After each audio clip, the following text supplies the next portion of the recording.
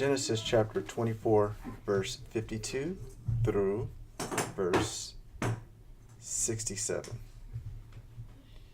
When Abraham's servant heard their words, he bowed himself to the earth before the Lord. And the servant brought out jewelry of silver and of gold and garments and gave them to Rebekah. He also gave to her brother and to her mother costly ornaments. And he and the men who were with him ate and drank, and they spent the night there. When they arose in the morning, he said, "Send me away to my master." Her brother and mother said, "Let the young woman remain with us a while, at least 10 days. After that she may go." But he said to them, "Do not delay me.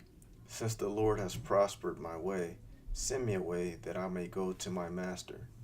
They said, "Let us call the young woman and ask her." And they called Rebekah, and she said to her, "Will you go with this man?" She said, "I will go." So they sent Rebekah away. So they sent away Rebekah, their sister, and her nurse, and Abraham's servant and his men. And they blessed Rebekah and said to her, "Our sister, may you become thousands of 10,000s, and may your offspring possess the gate of those who hate him." Then Rebekah and her young women arose and rode on the camels and followed the man. Thus the servant took Rebekah and went his way. Now Isaac had returned from Beer-lahai-roi and was dwelling in the Negev.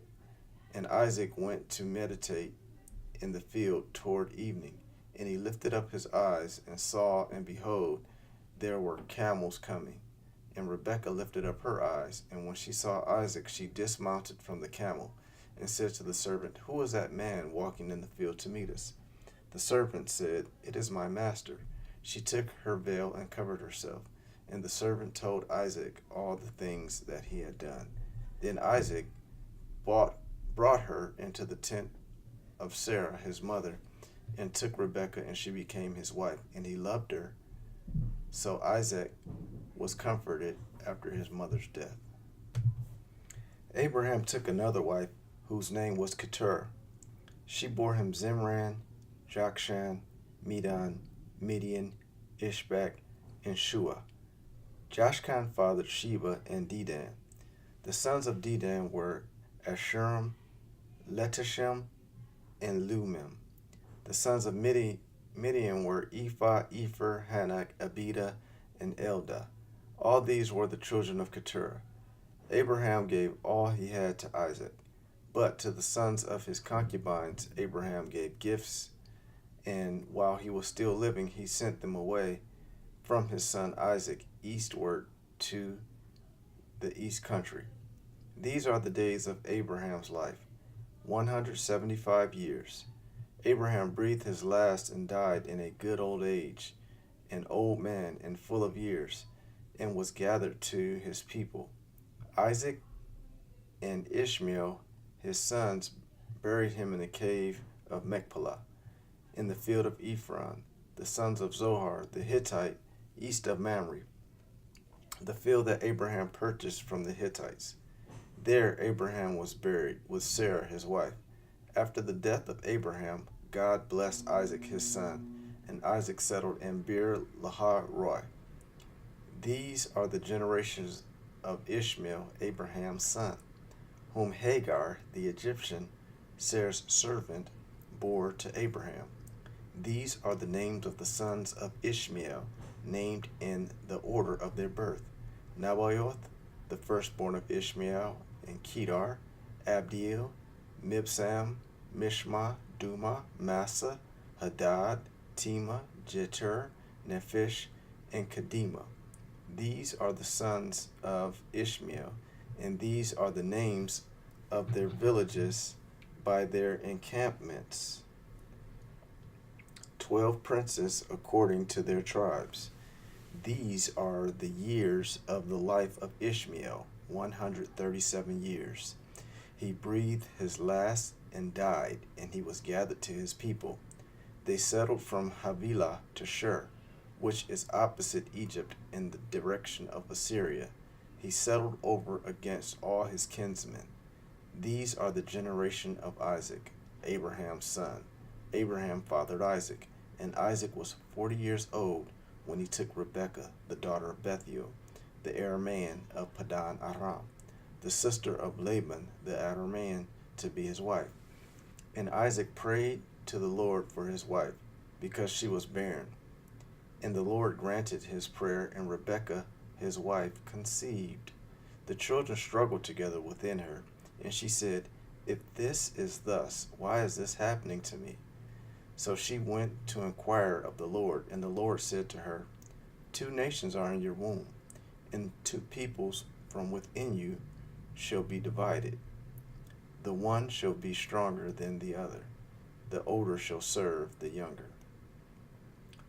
When her days to give birth were completed, behold, there were twins in her womb. The first came out red, all his body like a hairy cloak, so they called his name Esau. Afterward his brother came out with his hand holding Esau's heel, so his name was called Jacob. Isaac was 60 years old when she bore them. When the boys grew up, Esau was a skillful hunter, a man of the field, while Jacob was a quiet man dwelling in tents. Isaac loved Esau because he ate of his game, but Rebekah loved Jacob. Once when Jacob was cooking stew, Esau came in from the field, and he was exhausted. And Esau said to Jacob, "Let me eat some of that red stew, for I am exhausted." Therefore his name was called Edom. Jacob said, "Sell me your birthright now." Esau said, "I am about to die. Of what use is this birthright to me?" Jacob said, "Swear to me now." So he swore to him and sold his birthright to Jacob. Then Jacob gave Esau bread and lentil stew, and he ate and drank and rose and went his way. Thus Esau despised his birthright. Genesis chapter 26. Now there was a famine in the land, besides the former famine that was in the days of Abraham. And Isaac went to Gerar, to Abimelech, king of the Philistines. And the Lord appeared to him and said, "Do not go down to Egypt. Dwell in the land of which I shall tell you. Sojourn in this land, and I will be with you and bless you. For to you and to your offspring I will give all these lands, and I will establish an oath that I swore to Abraham your father. I will multiply your offspring as the stars of heaven, and will give to your offspring all these lands. And in your offspring all the nations of the earth shall be blessed, because Abraham obeyed my voice and kept my charge, my commandments, my statutes, and my laws." So Isaac settled in Gerar. When the men of the place asked him about his wife, he said, "She is my sister," for he feared to say, "my wife," thinking lest the men of the place should kill me because of Rebekah, because she was attractive in appearance. When he had been there a long time, Abimelech, king of the Philistines, looked out of a window and saw Isaac laughing with Rebekah, his wife. So Abimelech called Isaac and said, "Behold, she is your wife. How then could you say, 'She is my sister'?" Isaac said to him, "Because I thought, lest I die because of her." Abimelech said, "What is this you have done to us? One of the people might easily have lain with your wife, and you would have brought guilt upon us." So Abimelech warned all the people, saying, "Whoever touches this man or his wife shall surely be put to death." And Isaac sowed in that land and reaped in the same year 100-fold. The Lord blessed him, and the man became rich and gained more and more until he became very wealthy. He had possessions of flocks and herds and many servants, so that the Philistines envied him. Now the Philistines had stopped and filled with earth all the wells that his father's servants had dug in the days of Abraham his father. And Abimelech said to Isaac, "Go away from us, for you are much mightier than we." Matthew chapter 8, verses 18 through 34.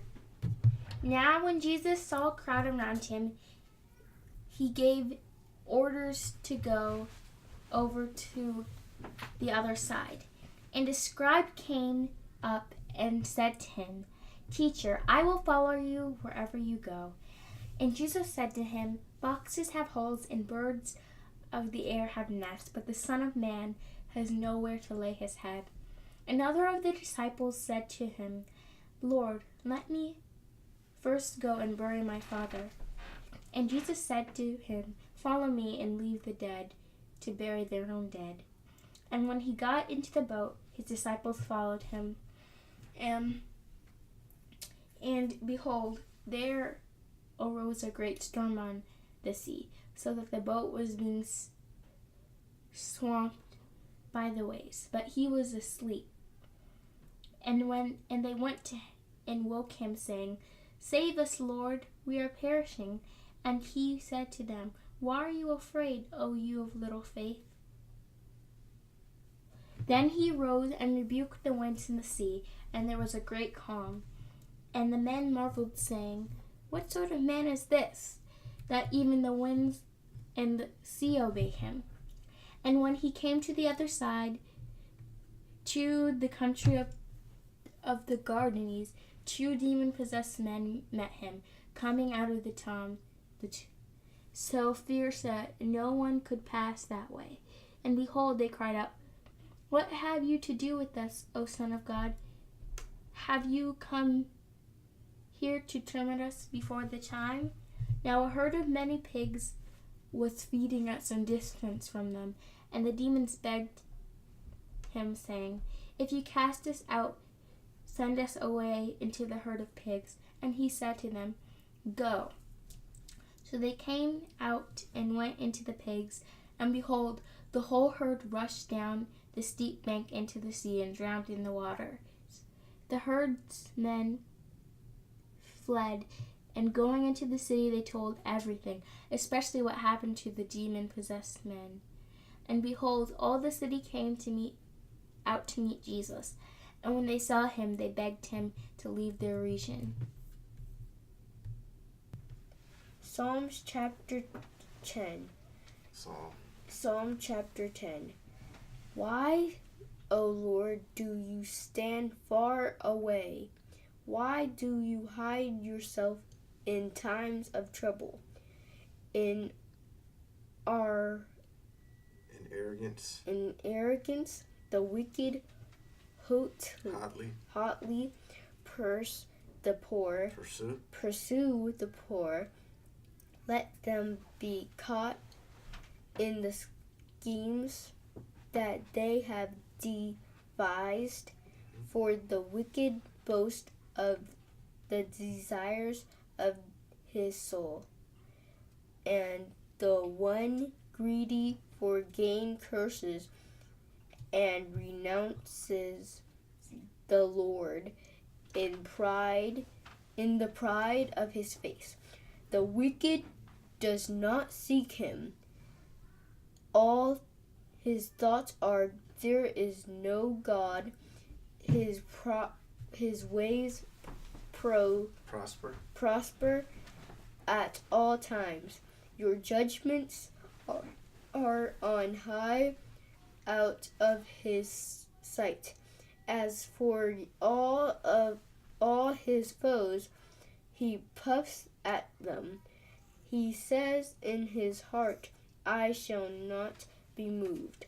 Throughout all generations, I shall not meet adversity. His mouth is filled with cursing and deceit and oppression. Under his tongue are mischief and iniquity.